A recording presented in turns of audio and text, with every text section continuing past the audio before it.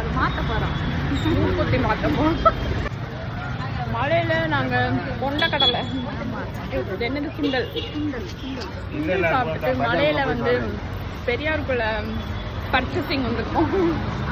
அது ஒரு தனி சுகம்தான். ஸோ அதே தான் மூக்குத்தி வாங்கலாம்னு சொல்லிட்டு எங்கள் அம்மாக்காக பெரியார் போயிருந்தோம்.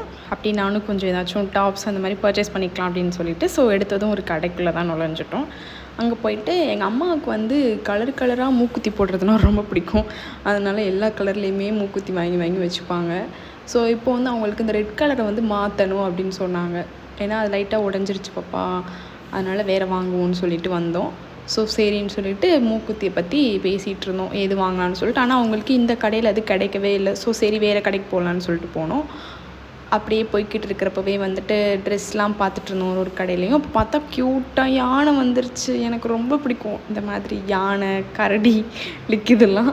ஸோ எனக்கு ரொம்ப பிடிச்சிச்சு பார்க்குறப்போ. லைட்டாக பயமாகவும் இருந்தாலும் பயத்தை வெளியே காட்டிக்கல. ரொம்ப க்ளோஸ்அப்பில் பார்த்தேன். பாவம் அந்த யானைக்குட்டிக்கு கண்ணு தெரியல, ஒரு கண்ணு ஏதோ ஆயிடுச்சு போல். இது வந்து மீனாட்சி அம்மன் கோயில் இருக்கிற யானை. ஸோ அந்த சைடு வந்தாங்க. அப்புறம் வந்துட்டு சாமியை எடுத்துகிட்டு வந்தாங்க. இதெல்லாம் பார்த்தோம். அதுக்கப்புறம் ஒரு ட்ரெஸ்ஸு கடைக்குள்ளே போயிட்டு ட்ரெஸ் எடுக்கலான்னு சொல்லிட்டு போயிட்டோம்.